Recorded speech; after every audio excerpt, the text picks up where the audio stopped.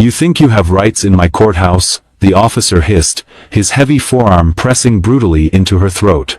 The cold, unyielding marble wall of the corridor offered no escape, only a blunt reminder of where she was. "You're nothing here. Just another statistic to process."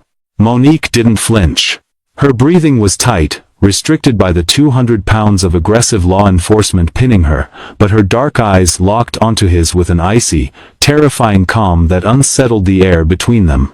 "Take your hand off me," she whispered, her voice devoid of fear. He laughed, a cruel, guttural sound that rattled in his chest. "Or what?" That was the exact moment Officer Charles Bennett destroyed his own life, completely blind to the tidal wave of absolute ruin he had just invited upon himself. The Fulton County Courthouse in Atlanta, Georgia, is a brutalist monument to the consequences of human error, an imposing structure of poured concrete and unforgiving angles.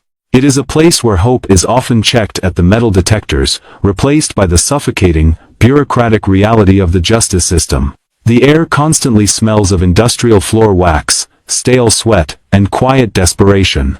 For 15 years, Officer Charles Bennett had thrived in this miserable ecosystem. He wasn't a hotshot detective cracking high-profile murders, nor was he a beat cop walking the humid, unpredictable streets. He was a court officer, a specialized breed of law enforcement who treated the echoing marble corridors of the courthouse as his own personal, unregulated fiefdom. Bennett was an imposing figure, standing 6'2", with a physique built on cheap pre-workout supplements and a deep-seated, simmering anger management problem.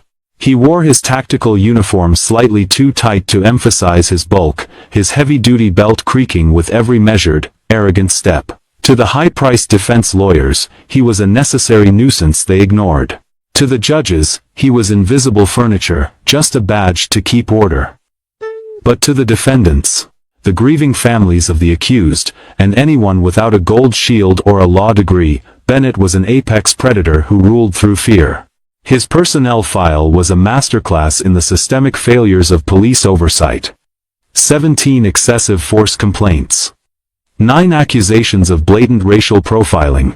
4 allegations of evidence tampering, including a highly suspicious incident where a defendant's exonerating witness statement mysteriously vanished from the holding cell. Yet, every single file bore the exact same rubber-stamped conclusion from internal affairs, unsubstantiated. Bennett was shielded by the infamous blue wall of silence and a powerful police union rep who regularly played golf with the district attorney. Over the years, this unchecked invulnerability had mutated his confidence into a toxic, deeply ingrained God complex. He honestly, fundamentally believed the laws he enforced did not apply to him. On a sweltering Tuesday morning in July, the courthouse was buzzing with its usual chaotic energy. Fluorescent lights flickered erratically overhead, casting a sickly pallor over the anxious faces of the citizenry waiting outside the courtrooms. Bennett was leaning against the heavy oak doors of Courtroom 4B, sipping stale black coffee from a styrofoam cup, his thumbs hooked aggressively into the armholes of his tactical vest. He was bored. And when Charles Bennett was bored, he looked for a target to entertain himself. 2 floors below, stepping off the public elevator, was Monique Harris.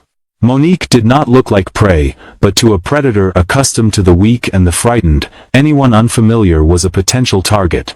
She was a black woman in her early 40s, dressed in a sharply tailored, albeit understated, charcoal gray pantsuit that spoke of quiet authority. Her hair was pulled back into a severe, no-nonsense bun.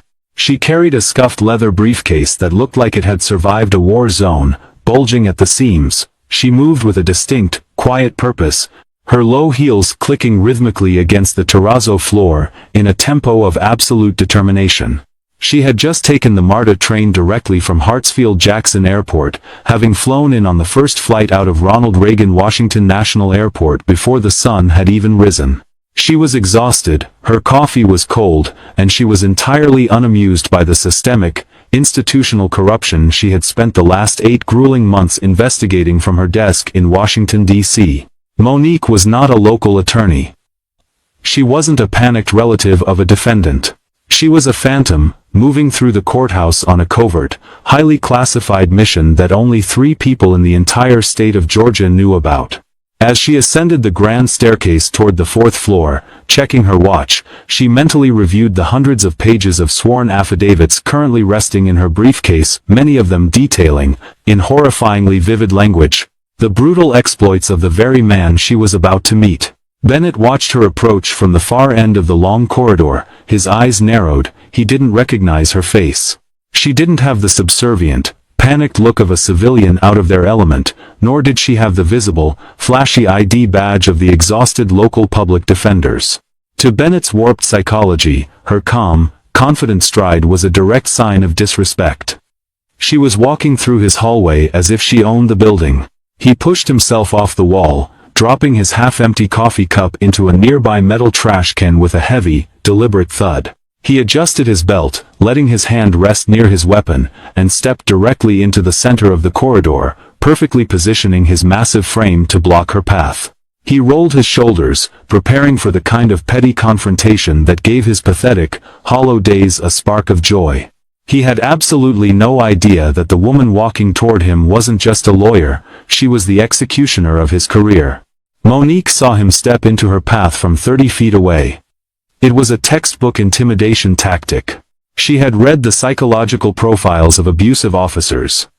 They relied heavily on spatial dominance and physical posturing to provoke a reaction, hoping to manufacture an excuse for an arrest.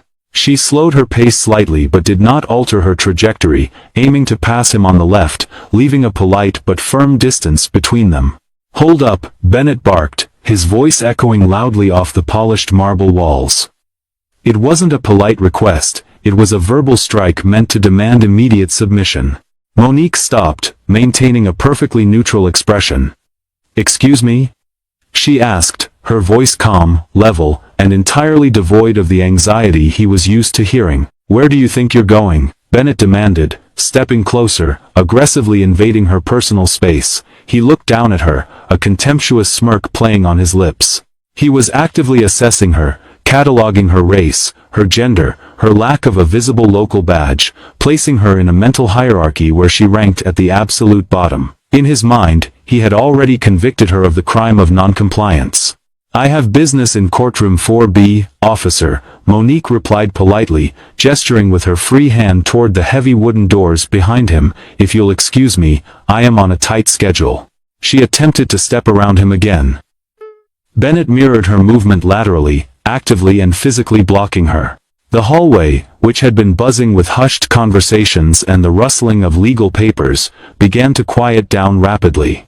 Bystanders, mostly nervous families and junior lawyers, turned their heads, recognizing the dangerous, familiar shift in the atmosphere. They had all seen Bennett do this before, they knew the violence that usually followed. "I didn't say you could move," Bennett growled, his right hand resting casually but purposefully on the bright yellow butt of his taser. "I asked you a question. Who are you here to see? You a defendant? You lost?" "I am neither lost, nor a defendant," Monique said, her tone hardening slightly. The polite, professional facade was dropping, revealing the unyielding steel beneath. "I am here on official business. Now, step aside." Bennett let out a short, mocking laugh that echoed in the quiet hall. "Official business? You? Let me see your ID. I am in a public corridor of a municipal building, officer. I am not legally required to present identification simply to walk from an elevator to a courtroom," Monique stated, citing the law with effortless, practiced precision. "Furthermore, you lack reasonable articulable suspicion to detain me." The legal jargon hit Bennett's ears like nails dragged across a chalkboard. He despised barracks lawyers, civilians, who thought they knew their civil rights. His face flushed a deep, ugly crimson, the veins in his thick neck pressing dangerously against his collar. His ego, fragile and entirely dependent on absolute, unquestioning submission from others, cracked under her defiance. "Listen to me, you arrogant." Bennett stepped forward, closing the gap until he was mere inches from her face, his breath hot against her forehead. "You're in my house now. You show me your ID right now, or I'm taking you down to holding for disorderly conduct and interfering with an officer." "Officer," Monique warned, her voice dropping a full octave, losing all remaining warmth, "you are making a catastrophic mistake. Do not escalate this. Her profound lack of fear enraged him. She wasn't trembling. Her eyes weren't darting around looking for help. She wasn't backing down an inch. To a lifelong bully, nothing is more infuriating than a victim who refuses to play the assigned part of the prey. Resisting, huh? Bennett sneered, already mentally writing the false police report. It happened in a fraction of a second. Without any legal justification, without any physical provocation or threat, Bennett lunged. He grabbed Monique's right shoulder with his massive, calloused hand, his grip biting painfully deep into her collarbone through the fabric of her suit. "Do not touch me," Monique commanded sharply, her voice ringing clear like a bell. Her verbal defiance was the only excuse he needed. Bennett pivoted his hips, using his superior weight and practiced leverage to violently swing her around.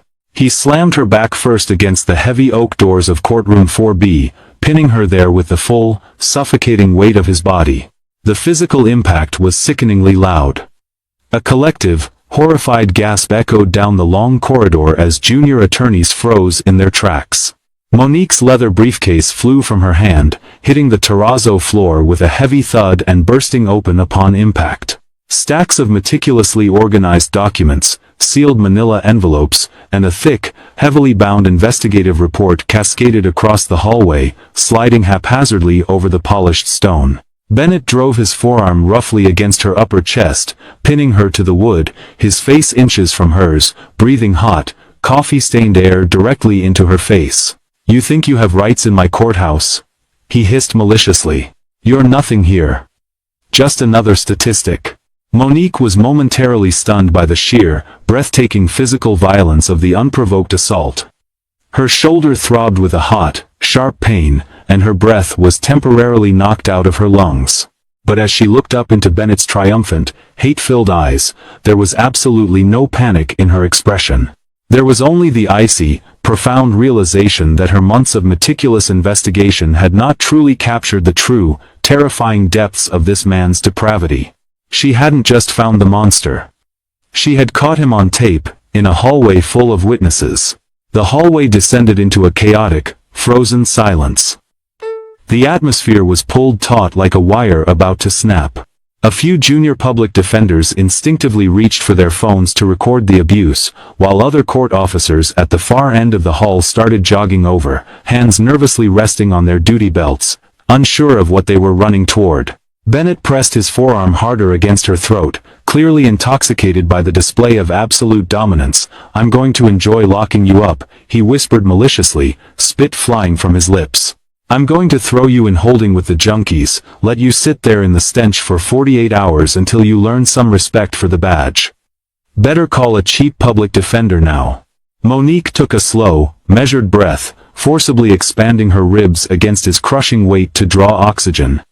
She didn't struggle physically, she didn't flail her arms or kick her legs. She simply tilted her chin up, establishing an unbreakable, terrifyingly intense eye contact that finally caused Bennett's smirk to falter. "I don't need a lawyer, Officer Bennett," Monique said. Her voice was not loud, but it carried a strange, lethal acoustic quality that sliced cleanly through the frantic murmurs of the hallway. Bennett sneered again, though a tiny, cold sliver of unease began to gnaw at the back of his lizard brain. Why wasn't she crying?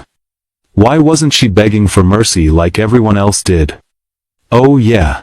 You think you're special?" "No," Monique replied evenly, her eyes boring into his soul. "Because I am the Deputy Assistant Attorney General for the Civil Rights Division of the United States Department of Justice." She let the devastating weight of the title hang in the air for a second. Bennett's brow furrowed in deep, slow confusion, the gears in his head failing to process the information. "And," Monique continued, her voice turning to pure, liquid nitrogen, "I am the federal special prosecutor who personally signed your indictment for Title 18, U.S. Code, Section 242 deprivation of rights under color of law. You are currently assaulting a federal officer." Time seemed to stop entirely. The ambient noise of the courthouse evaporated, leaving a ringing silence so profound it was almost deafening. At that exact, suspended moment, the heavy oak doors of Courtroom 4B pulled open violently from the inside. Judge Eleanor Harrison, a notoriously no-nonsense jurist with 30 years on the bench, stepped out into the hallway, alarmed by the loud, violent crash against her courtroom door. Behind her stood her armed bailiff, hand on his weapon. Judge Harrison looked at the surreal scene unfolding before her, her own court officer violently pinning a woman to the wall, surrounded by a sea of scattered, highly sensitive legal papers. The judge's sharp eyes darted from Bennett's flushed, sweaty face to the woman he was assaulting. Judge Harrison's jaw dropped in absolute shock. "Miss Harris?" The judge gasped, recognizing the woman she had secretly been collaborating with for weeks. Bennett froze completely. His forearm was still pressed against Monique's chest, but the adrenaline and strength were rapidly draining from his muscles, replaced by a sudden, sickening weakness. He looked from the furious judge back to the calm, terrifying woman he was pinning. "Good morning, Your Honor," Monique said calmly, despite being pinned to the wall, smoothing a wrinkle in her lapel with her free hand. "I apologize for the disruption outside your courtroom.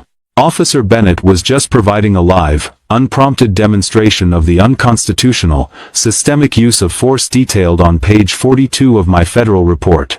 Bennett pulled his arm back as if Monique's charcoal jacket had suddenly burst into scalding flames. He stumbled backward awkwardly, his heavy boots slipping slightly on the polished floor, his chest heaving as panic finally set in. He looked down at the scattered papers from her broken briefcase.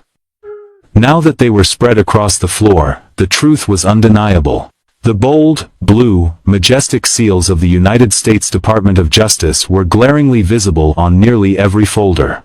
Right at the top of the pile was a thick, bound document, the title page read in bold, black lettering, Federal Investigation into Systemic Misconduct, Fulton County Law Enforcement, subject, Charles Bennett.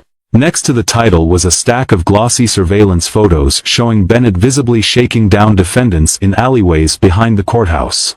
Bennett's mouth opened and closed like a dying fish pulled from the water. The arrogant, untouchable predator had vanished in the blink of an eye, replaced by a terrified, hyperventilating man who had just realized he had confidently marched himself off a cliff. "Judge, I thought she was," Bennett stammered pathetically, his voice cracking into a high pitch. He looked desperately down the hall at the other court officers who had arrived. They had all stopped dead in their tracks upon hearing the words, "federal officer." Their hands were slowly, carefully moving away from their weapons, taking deliberate steps backward, instantly and permanently distancing themselves from him. Monique calmly stepped away from the door and smoothed the front of her jacket. She rolled her injured shoulder, wincing slightly at the deep bruise forming beneath her collarbone, before reaching deliberately into her inner breast pocket. She pulled out a black leather wallet and flipped it open, revealing the gleaming gold badge of a federal prosecutor and her official DOJ credentials. "Officer Bennett," Monique said, her voice echoing with finality in the dead-silent hallway. "You have the right to remain silent. I highly suggest you begin utilizing it immediately." The collapse of Charles Bennett's world was not gradual, it was a violent, instantaneous, and spectacular implosion. Within 90 seconds of Monique dropping her credentials and reciting his rights, the corridor was flooded with high-ranking officials. The captain of court security, a man who had shielded Bennett for a decade over cheap beers and union favors, came sprinting out of the elevator, his face pale with a creeping, undeniable dread.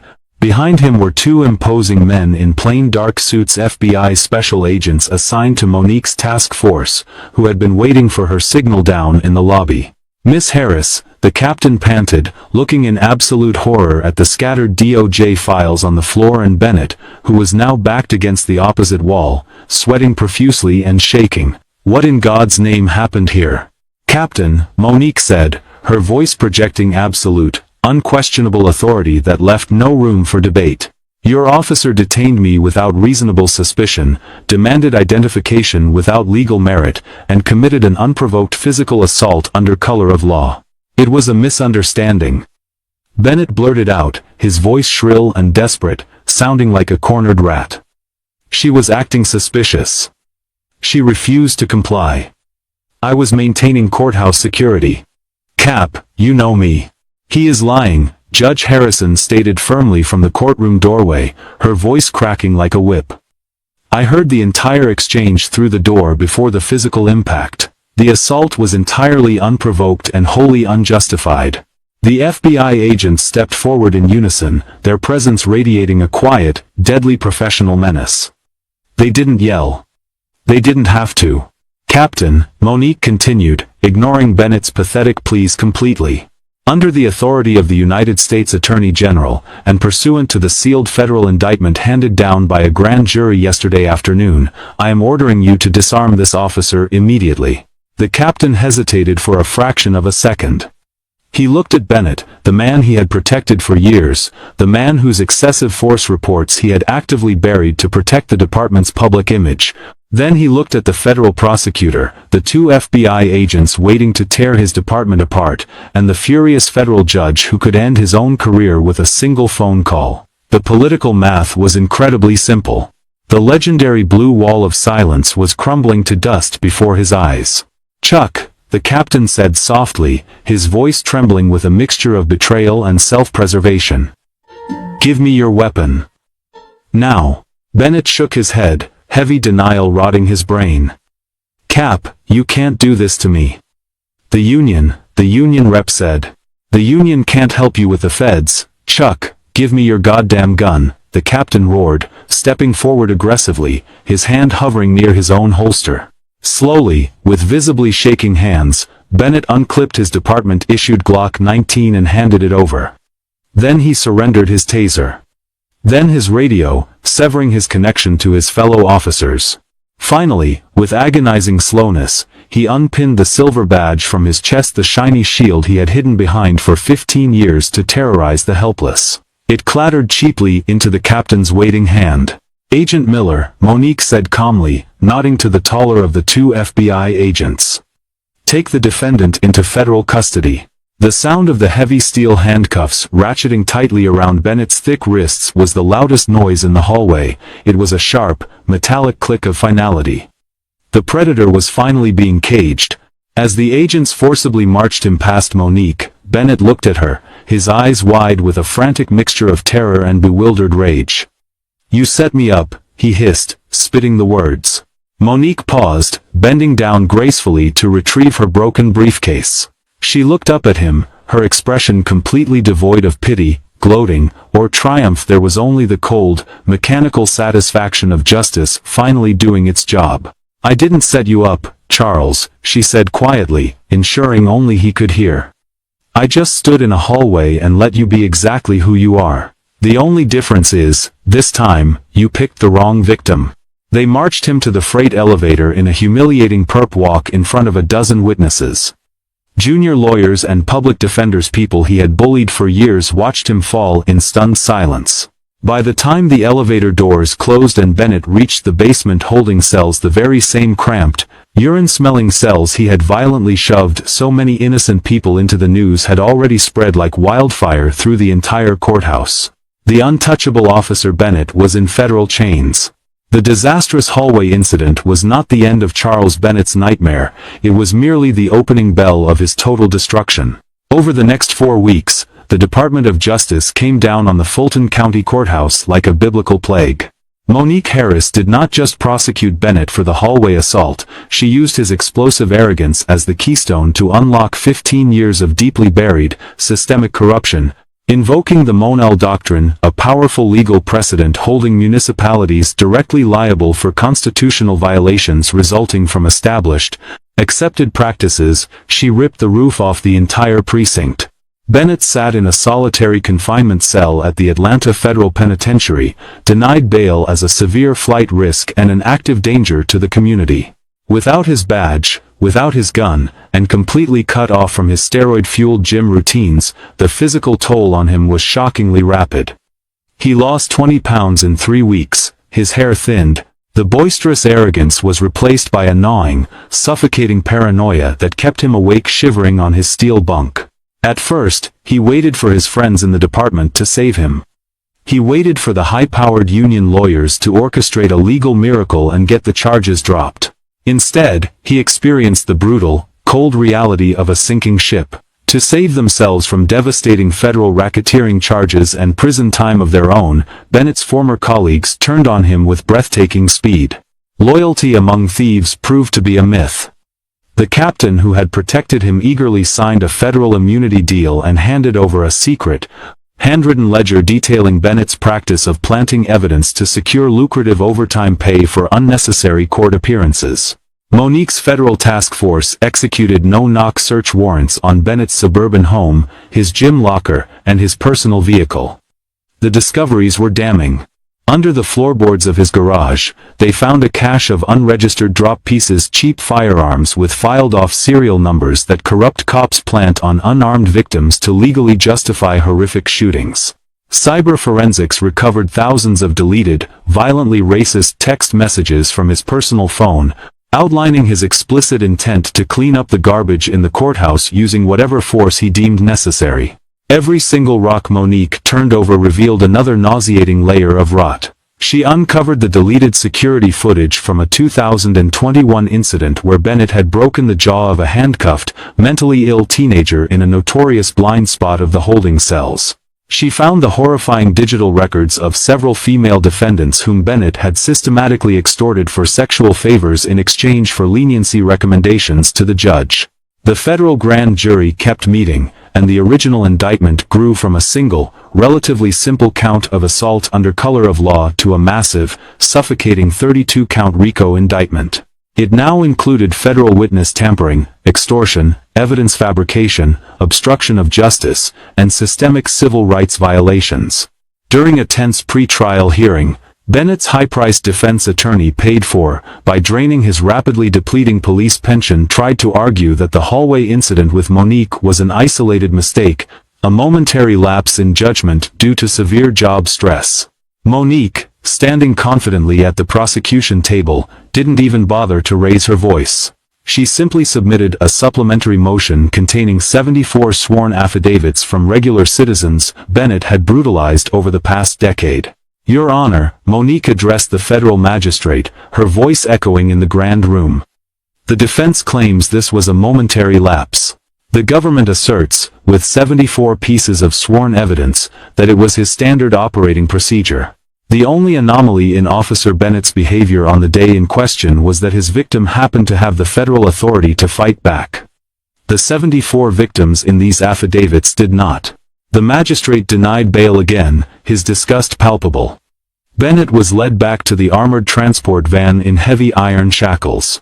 The realization finally hit him, settling into his bones like freezing ice: he was never going to wear a uniform again. He was never going home. The federal trial of United States v. Charles Bennett became an unprecedented media spectacle. The courtroom was packed to absolute capacity every single day with journalists, vocal civil rights activists, and, most importantly, the ghosts of Bennett's past, the victims he had tormented for years. They sat stoically in the wooden gallery, watching the man who had gleefully destroyed their lives shrink physically and mentally behind the defense table. Bennett wore a cheap, oversized tan suit provided by his desperate lawyer. He looked pale, haggard, and entirely broken. The imposing physical presence that had dominated the courthouse hallways was completely gone. He looked exactly like what he truly was, a violent, pathetic bully stripped of his state-sponsored armor, left to face the consequences of his own cruelty. Monique Harris masterminded the prosecution with surgical, unforgiving precision. She didn't rely on fiery emotional appeals to the jury, she relied on an avalanche of undeniable, terrifying facts and a parade of broken lives. In her opening statement, she set the grim tone for the coming weeks. "This case is not about a good cop having a bad day," she told the jury, making direct, empathetic eye contact with each of the 12 citizens.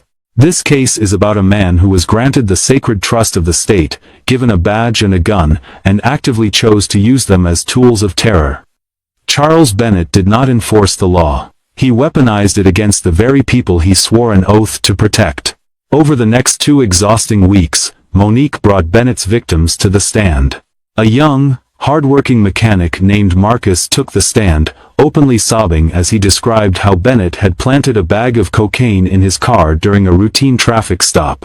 The false conviction had cost Marcus his job, his savings, and, tragically, primary custody of his 5-year-old daughter. A seasoned public defender testified, her voice shaking with residual anger, about Bennett regularly physically intimidating her young, frightened clients in the holding cells minutes before they were supposed to testify. And then, the prosecution played the video. It was the high-definition security footage of the hallway assault on Monique. The jury watched in stunned, horrified silence as Bennett aggressively stepped into Monique's path. They watched the rapid, entirely unprovoked escalation. They watched the violent, brutal slam against the heavy oak doors. They saw the sheer terror Bennett inflicted without a second thought, his face twisted in a mask of pure hatred. In a desperate, ill-advised Hail Mary pass, the defense team put Bennett on the stand. His lawyer tried to paint him as a tough cop doing a thankless job in a dangerous city, aggressively arguing that the DOJ was using him as a political scapegoat to appease anti-police sentiment. Then it was Monique's turn to cross-examine. She walked slowly to the wooden podium, carrying a single, thin manila folder. She didn't yell. She didn't badger the witness. She simply dismantled him, lie by desperate lie. "Mr. Bennett," Monique started, her voice echoing perfectly in the cavernous federal courtroom. "You testified on direct examination that you felt physically threatened by my presence in the hallway. Is that correct?" "Yes," Bennett mumbled into the microphone, strictly refusing to look her in the eye. "I am 5'5" and weigh 130 pounds, you are 6'2" and weigh 220 pounds, I was carrying a leather briefcase. You were carrying a Glock 19, a taser, a steel baton, and pepper spray. Can you explain to this jury exactly what terrified you so much about me?" Bennett swallowed hard, adjusting his collar. "You were non-compliant. You were challenging my authority. In my experience, that leads to violence." "Your authority," Monique repeated softly, letting the word hang in the silent room. "Is it your belief, Mr. Bennett, that the Constitution of the United States requires citizens to submit to your absolute authority, even when your orders are entirely unlawful?" "I am the law in that courthouse," Bennett snapped defensively, a brief, ugly flash of his old arrogance breaking through his heavily practiced facade. It was a fatal error. A collective, audible gasp rippled through the gallery. Monique paused, letting his arrogant, damning words echo off the high ceilings. She slowly closed her folder. "No, Mr. Bennett," she said softly, but with enough force to shatter glass. "You were just a small man wearing a costume. And today, the actual law is holding you accountable." The jury deliberated for less than 4 hours. When the foreperson stood to read the verdict, the entire courtroom held its collective breath. Count 1, deprivation of rights under color of law, guilty. Count 2, assault of a federal officer, guilty. Count 3, witness tampering, guilty. Count 4 through 32, guilty, guilty, guilty. Bennett collapsed heavily back into his chair, covering his flushed face with his trembling, handcuffed hands. The apex predator was dead, he was just federal inmate number 88492-011 now. Sentencing day was swift and entirely devoid of mercy. The federal judge, visibly disgusted by the sheer volume of corruption and the lack of remorse, handed down a sentence that sent a terrifying shockwave through every corrupt police precinct in the nation: 25 years in federal prison, with absolutely no possibility of parole. Charles Bennett was remanded to the custody of the Bureau of Prisons and transferred under heavy guard to the United States Penitentiary in Lee County, Virginia, a notorious, high-security facility housing some of the most violent and dangerous criminals on the eastern seaboard. The violent transition from absolute power to absolute powerlessness shattered his mind. In the courthouse, he had commanded respect and compliance through fear and violence. In USP Lee, he was nothing but a disgraced former cop, the absolute most dangerous and despised label an inmate could carry in the federal system. The hardened men inside those towering walls did not care about his tactical training, his past authority, or his former badge. To them, he was a high-value target. For his own physical safety, he was immediately placed in protective custody, the special housing unit, known as the Hole. He spent 23 hours a day locked in a suffocating 8 by 10 concrete cell. The walls were painted a nauseating, peeling institutional green. The bed was a cold steel slab bolted to the wall. His only window was a tiny sliver of reinforced, frosted glass looking out at a blank brick wall. The brutal irony of his situation was not lost on him, though it provided absolutely no comfort. The man who had taken such sadistic joy in stripping marginalized people of their freedom, throwing them into holding cells just to watch them squirm and beg, was now permanently trapped in a concrete box he would not leave until he was an old, broken, and forgotten man. Every single time the heavy steel door slammed shut, echoing like a gunshot down the cell block, he jumped in terror. He lived in constant, suffocating, heart-pounding fear, the exact, precise terror he had inflicted on hundreds of innocent people for 15 years. Hard karma hadn't just knocked politely on his door, it had kicked it off the hinges, burned the house down, and moved into the ashes. Hundreds of miles away, back in Washington, D.C., the autumn rain beat softly against the reinforced windows of the Robert F. Kennedy Department of Justice building. Monique Harris sat alone at her large mahogany desk, bathed in the warm, yellow light of a brass desk lamp. The sprawling, multi-volume legal file of United States v. Charles Bennett sat neatly stacked on the far corner of her desk, officially stamped closed. She took a slow sip of her hot coffee and looked out over the glowing monuments of the Capitol dome shining in the distance. The justice system was deeply flawed. It was notoriously slow, it was often biased, and it frequently protected the absolute worst of humanity behind walls of bureaucracy. But occasionally, when the exact right pressure was applied to the right structural fracture, the massive machine worked perfectly. Justice, cold, absolute, and unyielding, was served. Monique didn't dwell on her monumental victory. There were no office celebrations, no press conferences, no champagne toasts. She simply cracked her knuckles, opened her laptop, clicked on the next highly encrypted file sent from the Civil Rights Division in Chicago, and began to read the new affidavits. There were always more monsters hiding behind the shield. And Monique Harris was always hunting. The badge is meant to be a sacred shield for the innocent, not a brutal weapon for the corrupt. Charles Bennett thought he owned the system and the people in it, but he learned the hard way that true justice doesn't care about the uniform you wear, it only cares about the truth. Hard karma comes for everyone who abuses their power, and sometimes, it comes dressed in a charcoal gray suit holding a federal indictment. If you felt the intense, satisfying rush of justice being served in this story, and want to hear more dramatic, highly detailed tales of karma hitting back hard, do us a huge favor. Hit that like button to let the algorithm know you enjoyed this deep dive into legal revenge. Share this video with someone who loves a good karma story, and make sure you subscribe and